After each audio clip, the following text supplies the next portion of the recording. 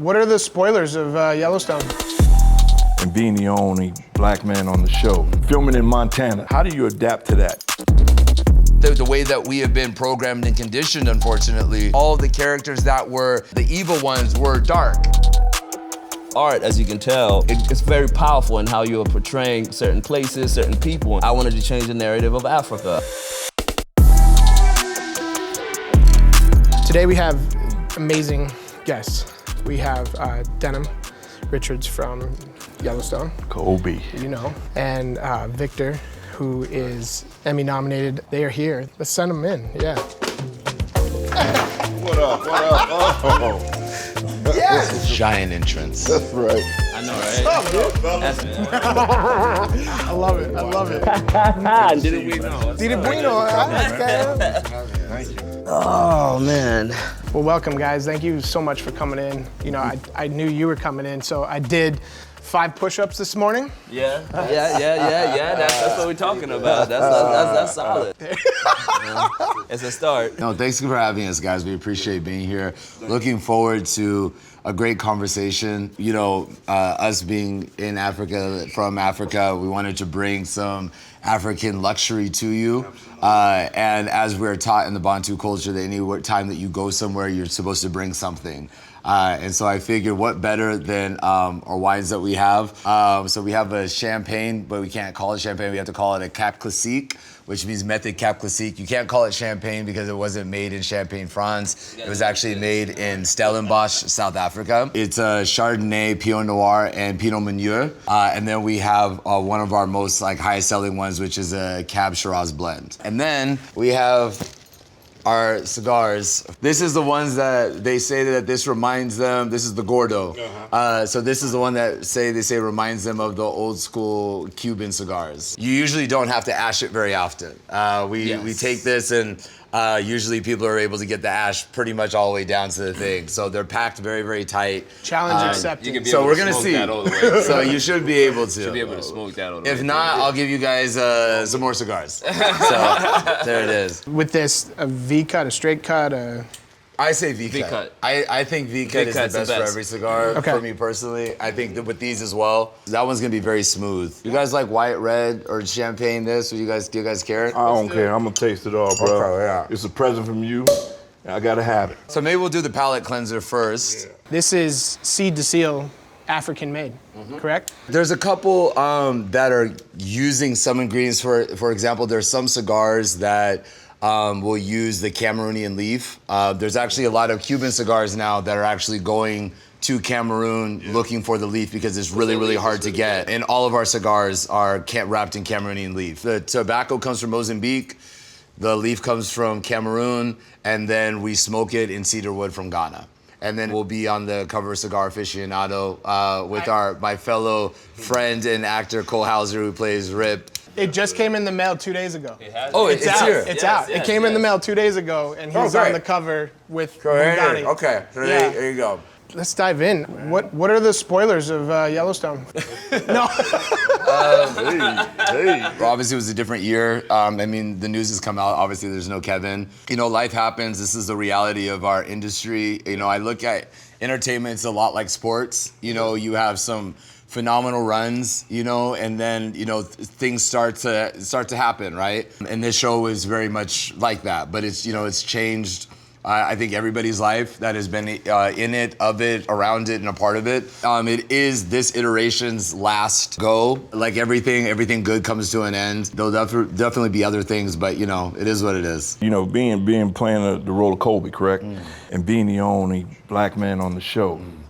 Filming in Montana. How do you adapt to that? How do you pregame? How do you get into character? The great thing about what Taylor's done with this show is, you know, you don't really have to do a lot of acting because so much of it is you're living the real experience, right? You're really on the horses, you're really out in the middle of nowhere, you're really with cattle, it's really cold, there really is snow. One of the things that I really was very cognizant of, I believe that I try to do that with any role that I get, but specifically with this one, is I didn't want to play it towards type. I think sometimes the way that we look at black people when it comes to the cowboy universe. I think that's changed now, but I think especially when I was growing up and I was seeing it, that there was a less than type of feel, that there was an educational gap, you know, that you had next to your white counterpart that may have been the same type of cowboy. You know, when you really start to do your research, you'll realize that over 50% of the cowboys that were actually in the United States were black. Bill Pickett was the man that they got what you call now the Bill Pickett circus or rodeo. That's who they actually modeled the character John Wayne after. But because it was during that time in the US, it wasn't a sexy thing to have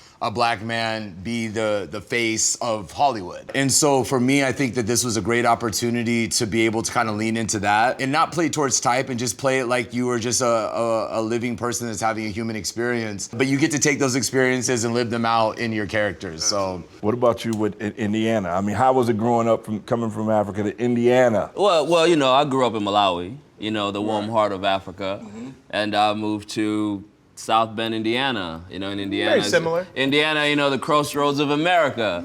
So, I was 13 when I moved out here, and I was excited coming to America. You know what I mean? Everybody speaks about America, and yeah, you want to spend time in America. So, as you grow and as you get to experience life, you get to realize there's a lot of different cultural experiences that certain people go through, especially here in the United States, and that's something I didn't have to worry about in Malawi. You know, so that was like an eye opener for me. It was cool. Couldn't change for the world. So you obviously got a physique of an athlete. We already know you like football, which is soccer. Yes, yeah. I also like American football. American football. Yeah. You know, I always root for the African team that is playing any team in the world. So it can be South Africa, they call them the Bafana, right? Or it can be Nigeria, it can be Ivory Coast, it can be Kenya, it can be whatever team it is that is playing any other team. If you're from the continent, I am rooting for you, no matter where we are. Africans will always root for the African team that is playing.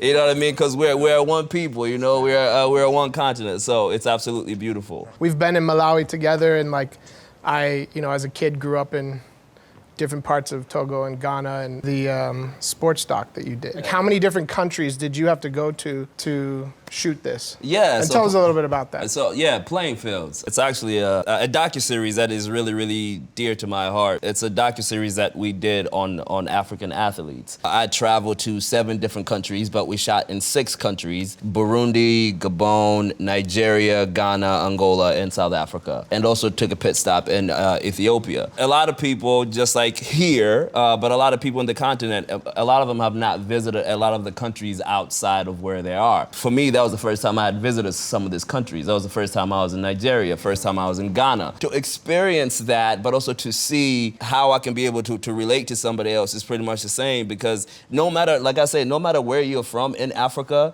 they have this thing of, we're Bantus, we're the people, we're one. So even the way they approach you, even the way you talk to them, even the way you just having conversations is absolutely beautiful. Art, as you can tell, it's very powerful in how you're portraying certain places, certain people, and things like that. So I wanted to change the narrative of Africa. I wanted to, when people look at what they're looking at, they're not looking at what you usually see, which is not true, by the way, but you're seeing the actual scope and the beauty and the backdrop of Africa as a whole. You will see the people, you will see the colors that represents the people, you will see the unity, you will see the traditions. To be a person from Africa and doing a series on Africa about young Africans, for me, it was one of my most exhilarating experiences. And the rewarding part is it became an Emmy-nominated docu-series. I think the more unfortunate aspect of entertainment is that it has looked at Africa as the kind of dumping ground for all negativity, right? And because there's a Bantu proverb that essentially says that until the lion is able to write the history books, history will always be written by the hunter.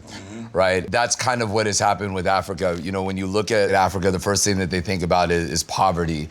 Oftentimes, because we're not getting the real history of things, we don't see things properly, and media is such a powerful narrative, right? And the one thing the United States does better than anybody in the world is the best marketing agent in the entire world, right? This is why people all over the world think, if I could just get to America, $1 and a dream, right? There's the land of milk and honey. The land of, the roads are paved with, gold. When people come over here, and if you were to take them to Skid Row, and you would say, does this now represent all of the United States? Because you're now walking on Skid Row. If I were to take you to the tent cities that are in Tennessee, would you then say, this now represents all of the United States? And if I were to do that from the side of the African lens to the rest of the world, how do you think everybody else in the United States would feel how they're being represented? And so somebody had asked me in an interview one time, was like, well, how true do you think you need to make these television shows and movies as far as, you know, the realities of Africa? And I was like, you don't ask that of any other race, culture, nationality. You don't ask the United States. You don't say, hey, Hollywood, how true to the real American experiences are these thousands of movies or TV shows that you're putting out? I think that that's part of the thing is like, for us, it's about breaking this narrative. You know, I posted a thing on my social media, this kid that's in a village that just did a car. He built a car from nothing, and the car runs completely on water. And I posted it on my Instagram, and I think I said, like, protect this kid. Because these are the things that are happening all the time. Like, there's a tremendous amount of innovation that is happening all over on the continent that is so beautiful. But unfortunately, because there's a lot of multinational corporations and things of that nature, don't want to see that. You know, I mean, there's a kid, William Kankwamba from Malawi. They all did a whole movie about him. The boy who harnessed the wind, who literally built a windmill in his city, in his village, and brought electricity in his village. He didn't need to call Elon Musk. He didn't need to go to MIT to do any of that. So you see the power that we possess as a people is just literally, it cannot be duplicated. You know what I'm saying? Don't forget to like and subscribe and follow us on all of our socials. Thank you for tuning in to Unfiltered Smoke. Tap the bell icon to get notified as soon as we drop new content.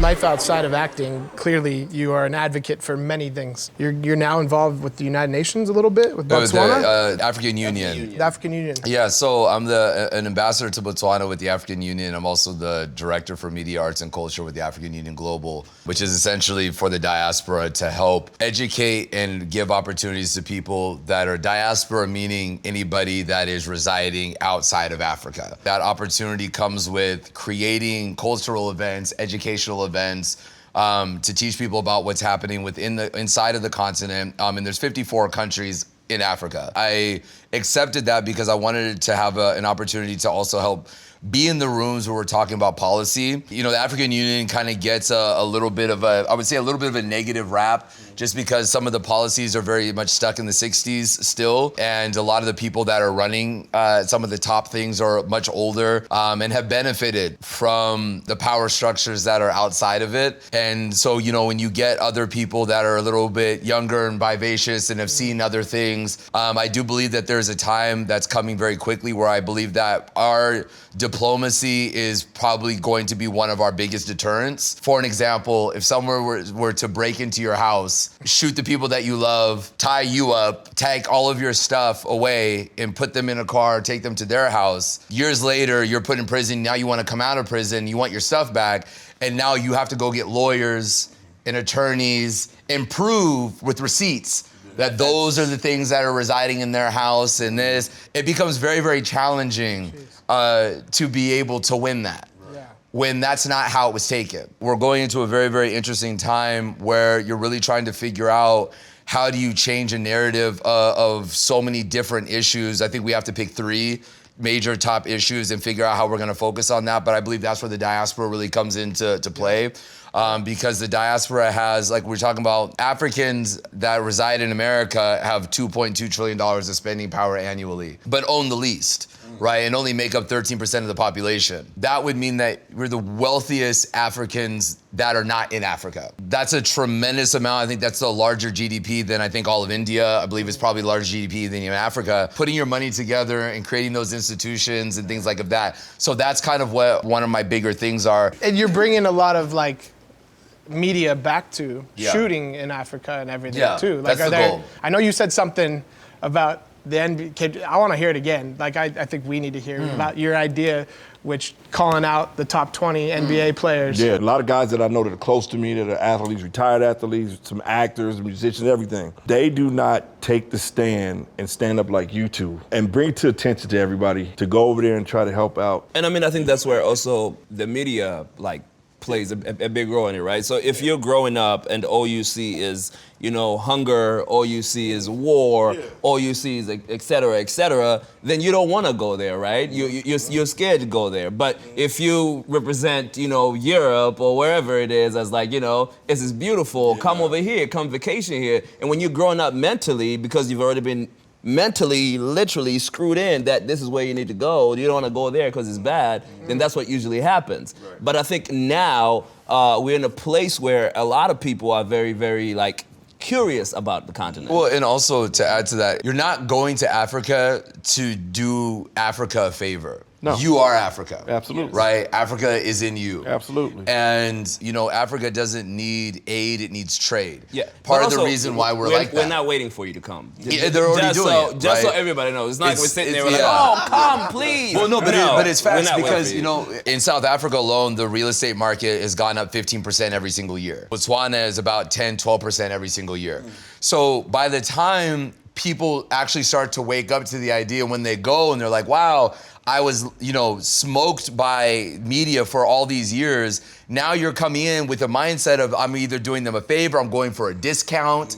This other. Now you're gonna go there and be like, this is just as expensive as it was in Atlanta when I was there in 2010, 2012. Because you were going into it thinking that this was gonna be a discount because somehow you thought that if only you bring attention to it, does anything happen? I feel like every day that I'm not in the continent, I feel like the continent moves like 6 months. Like I have a tremendous amount of anxiety anytime that I'm not there because there's just so much that's happening. There's so much excitement. But I think that to the larger thing that you're talking about, the sports, I looked at it as, if you took the top 50 NBA players and said that we're gonna put in a $5 million fund. With the numbers and the money that people are making now, they can't find enough venture capitalist things to even diversify into. Right. So $5 million is literally nothing for your top 50 players, right? I think everybody looks at somebody like a LeBron as a leader, and even though he's not, I wouldn't say would be the foremost expert on that, but I think we have people that used to be in the NBA like Amadou Gallo-Fall. He's actually now the president of NBA Africa, a friend of mine, Luol Deng. Yeah, but also don't forget, rest in peace, Dikembe Mutombo today. Yes, who was doing a lot. He's the one that he's like the godfather of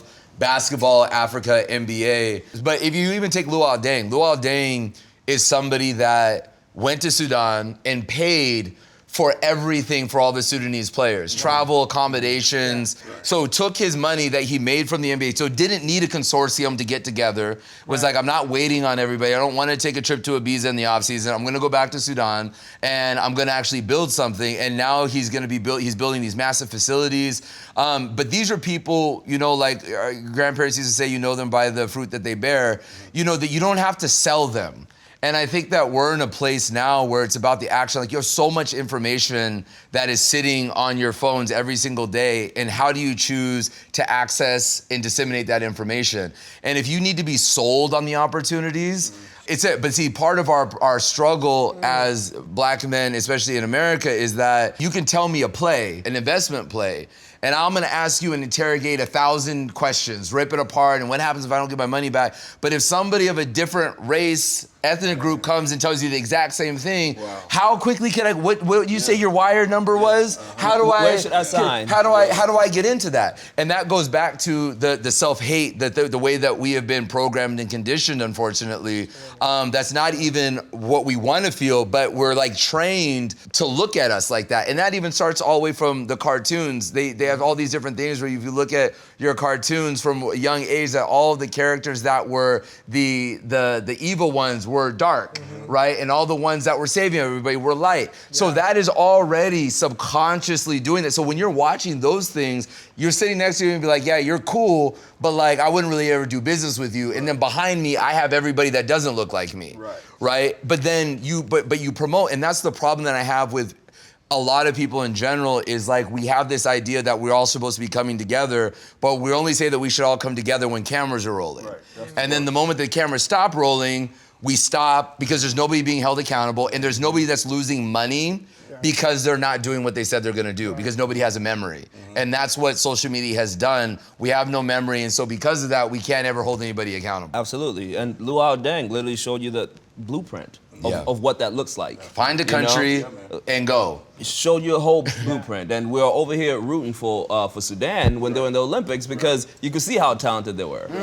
Right. So can you just imagine if the infrastructure, literally, if the infrastructure was built to where it's at, right? And I guarantee you right now, if the infrastructure in sports in Africa was top tier, African athletes would rule the world. They would come put in $5 million into a fund, your top 50, you build stadiums all over Africa, and you would make an agreement that your summer league games or your preseason games get played in and around Africa. It wouldn't matter what ESPN or Fox or anybody said, they would have to go and bring cameras. Have to go. Because they're like, well, LeBron's going, Kevin's going, Kyrie's going, Ant's going, like Joel Embiid's going. So they would have no choice but to do that. And that's how you impact change. So what we've tried to do is begin to create these models where we're not asking people to come with outside of their verticals and do something. I'm not asking you to quit the NBA and go be in agriculture. I'm simply saying, let's exacerbate what you're already doing within your verticals and let's become more extreme, right? Let's have more ownership. If anything, what I'm promoting is more ownership opportunities, right? With more ownership opportunities, then comes everybody around that. That's job opportunities. Like if you look at our show like Yellowstone, they did a KPI for the 4 seasons that we were in Montana. We've been there for 5, but this came out after 4 seasons, that it did $750 million in tourism to the state of Montana, 2.1 million visitors, created 10,200 jobs. Those are not 10,200 jobs that are people that are working on Yellowstone, but because of the economics of Yellowstone. Right? $1.1 billion in state tax revenues, right? So when you're looking at it from that perspective, right? You know, and that's what happens, right? And now it's like everybody wants to go to Montana because like I want to go to the Dutton Ranch, right? Which is, and so when you're looking at it from that perspective, that's what cinema tourism has done. That is what America has done with Hollywood. Why do you want to go, if you're in Africa, why do you want to go to New York? Because you probably saw Tom Cruise jumping off the Statue of Liberty into a helicopter, right? Why do you want to go to France? Because some rom-com where somebody was getting engaged to. It was the land of love. So every country has been able to brand itself. And if we could kind of get out of our comfort, it's a lot of it so much in our comfort zone. We want this cushy lifestyle, but we want this cushy lifestyle in perpetuity. And then we want to turn around and look at the next generation and make fun of them because they're decadent. But where do you think they're getting that decadence from? What's up, everyone? I'm Denim Richards. You are here with Unfiltered Smoke. Make sure you like, comment, and subscribe.